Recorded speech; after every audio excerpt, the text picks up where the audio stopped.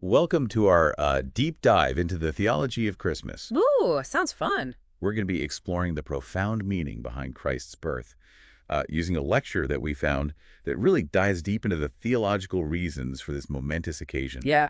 Get ready to uncover some fascinating insights. Okay, I'm ready. We'll be talking about the timing of Jesus' birth, the symbolism of the star, and how the nativity story speaks to both Jews and Gentiles. Really rich topic full of layers of meaning, you know? Yeah, definitely. It's intrigued theologians for centuries. You know what really strikes me is this apparent contradiction Oh, at the heart of the Christmas story. Okay. How can a God of infinite greatness be born as a vulnerable baby? Right? Doesn't that seem a bit odd to you? It is a paradox, but it points to the very nature of God. Okay. You see, as Dionysius the Areopagite explained, the essence of God is goodness and love. Right. And love, by its very nature, is self-giving and expressive.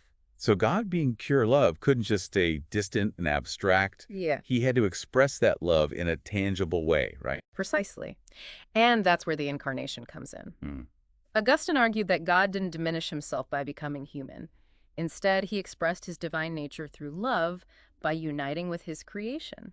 That's a pretty profound thought. It suggests that God's love is so powerful Yeah. that he chose to experience the world as we do, to share in our joys and sorrows, our vulnerabilities and our triumphs. Yes. And it also has profound implications for us. Through Christ's incarnation, we become co-heirs with the Son of God. Wow. Imagine inheriting a vast fortune alongside someone. Yeah. That's the kind of shared inheritance we receive through Christ entering into a new relationship with the divine. So it's not just about God coming down to our level. It's about us being elevated to a new level through Christ. Exactly.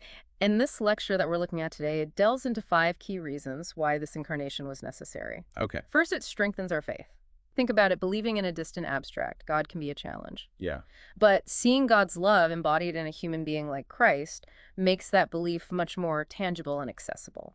That makes a lot of sense. It's like the Yeah. difference between reading about love in a book and experiencing it firsthand. Right. Second, the incarnation amplifies our hope.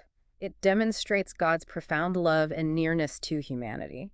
If God is willing to become one of us, Yeah. surely that gives us incredible hope for our own lives and for the future of humanity, wouldn't you say? Absolutely. It's a powerful reminder that we're not alone in our struggles. And the third reason for the incarnation, Right. it ignites love. When we recognize God's self-giving love in the incarnation, it inspires us to love him in return and to extend that love to others. It's like a ripple effect, Yeah. starting with God's love for us and then spreading outward to touch the lives of everyone around us. And the fourth reason builds on that Christ life, both fully God and fully human, provides us with a model for how to live a truly human life. So he's not just a distant deity. He's a tangible example of how to love completely, to forgive unconditionally, and to live with integrity and purpose. Precisely. And finally, the fifth reason for the incarnation is that it grants us participation in divinity. Okay. It might sound complex, but think of it this way. Okay. Through Christ, we are invited to share in the very life of God. Hmm. It's an opportunity to experience the fullness of life that he intends for us. Wow. That's a truly mind-blowing concept. Yeah. But what does it actually mean for us? Right? If Christ's incarnation elevates humanity above even the angels, as Augustine argues, Yeah. how should we be living in light of this truth? That's a question that gets to the heart of the Christmas message. Okay. This understanding should motivate us to live lives worthy of this incredible gift, rejecting those things that diminish us and embracing our divine potential. So it's both a gift and a challenge. Yeah. It's an invitation to step into the fullness of who we are meant to be. But this raises another question. Okay. Why was this particular point in history the right time for Christ's arrival? What made it the fullness of time, as the lecture puts it? The timing is fascinating, isn't it? Just as Moses freed the Israelites from physical slavery in Egypt, Christ comes to liberate all of humanity from spiritual bondage. So Christ is like a new Moses, a liberator on a cosmic scale? Right. But why then, what was so special about that period? Well, yeah, I mean, Think about the political context. okay. The Roman Empire had established Pax Romana, a time of relative peace and stability. Right. This created the ideal setting for spreading Christ's message of peace and unity. It's interesting how historical circumstances seem to have aligned perfectly to prepare the world for Christ's arrival. And it's not just about historical context. Okay. This moment also marked the fulfillment of Jacob's prophecy about the transfer of power from Judah to a reconciler. So even centuries before Christ's birth, God was setting the stage for his coming. It's like a grand symphony building towards its crescendo. Indeed, and speaking of a grand entrance, the story of the Magi and the star has always fascinated me. Yeah. Why do you think God chose to reveal Christ's birth to Gentile astrologers through a celestial sign? It seems a bit out of the ordinary, wouldn't you say? It is a bit unexpected, isn't it? But you got to think about it this way. God often tailors his revelation to the understanding of different people groups. Okay.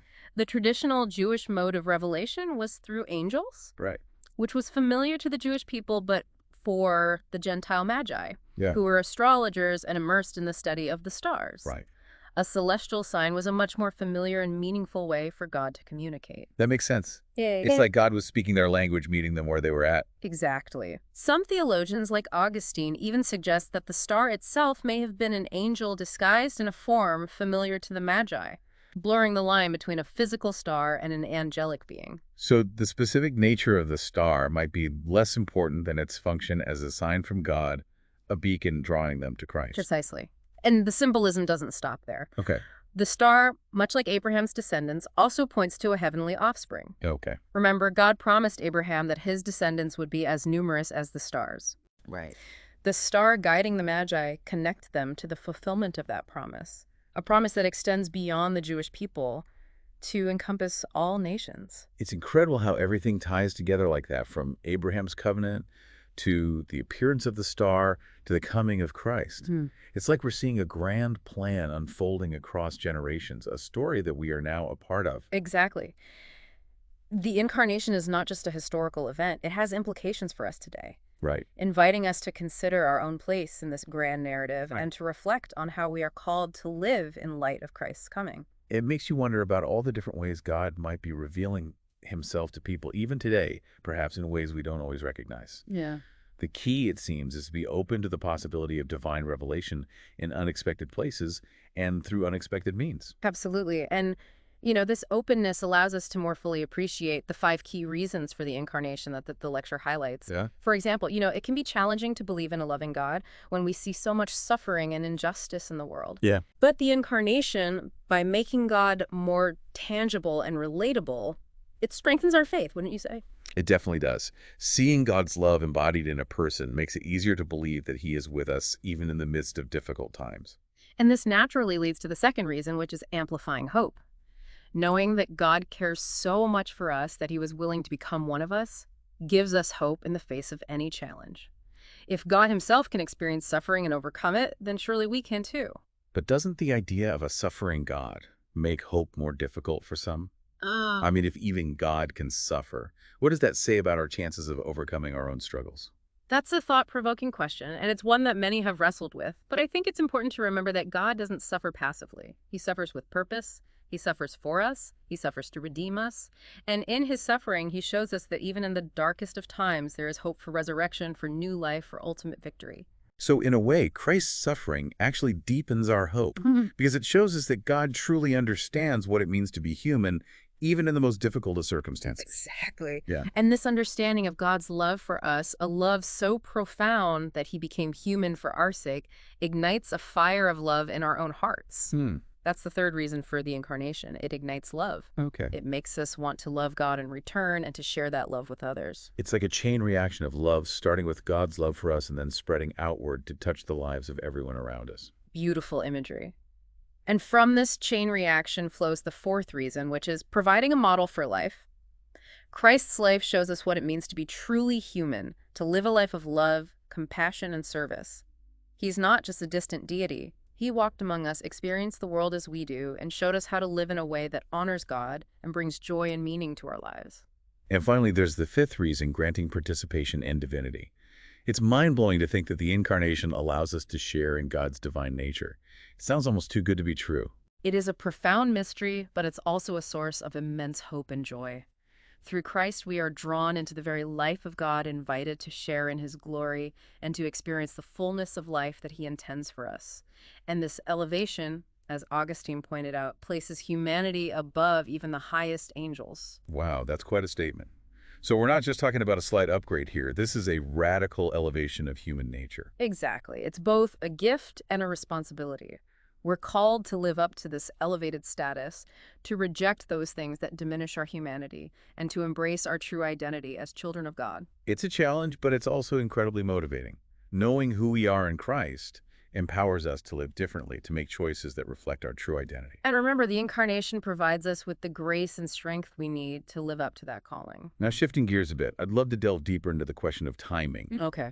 Why did Christ come at that particular point in history? What made it the fullness of time? The historical context is incredibly fascinating. It was a time when the Roman Empire had brought relative peace to the world through Pax Romana, a time ripe for a message of unity and reconciliation. It's as though the world was being prepared for Christ's arrival, even on a political level. And don't forget Jacob's prophecy about the transfer of power from Judah to a reconciler. Right. This prophecy found its fulfillment in the arrival of Christ. So even centuries before Christ's birth, God was setting the stage for his coming. It's like everything was leading up to this moment, wouldn't you say? It truly speaks to a divine plan unfolding throughout history, a plan that culminated in the incarnation. And speaking of preparation, I'm still intrigued by the story of the Magi and the star. Yeah. It's fascinating that God chose to reveal Christ's birth to Gentile astrologers through a celestial sign.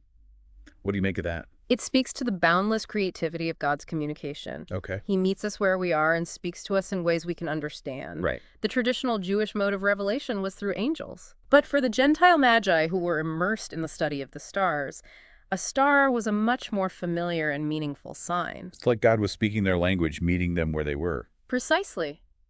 Some theologians even suggest that the star itself may have been an angel in disguise. So the line between a physical star and an angelic being might be blurred in this case. It highlights the fact that God can communicate with us in a myriad of ways. He's not limited to our human understanding of the natural world. And the star wasn't just a random sign.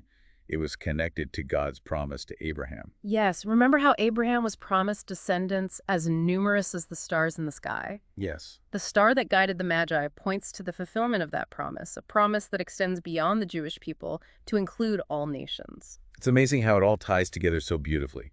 From Abraham's covenant to the appearance of the star to the coming of Christ, it all speaks to a grand overarching plan, a story that unfolds across generations. And we are a part of that story. The incarnation isn't just a historical event. It has implications for us today. Right. It invites us to consider our own place in this grand narrative, to reflect on how we are called to live in light of Christ's coming.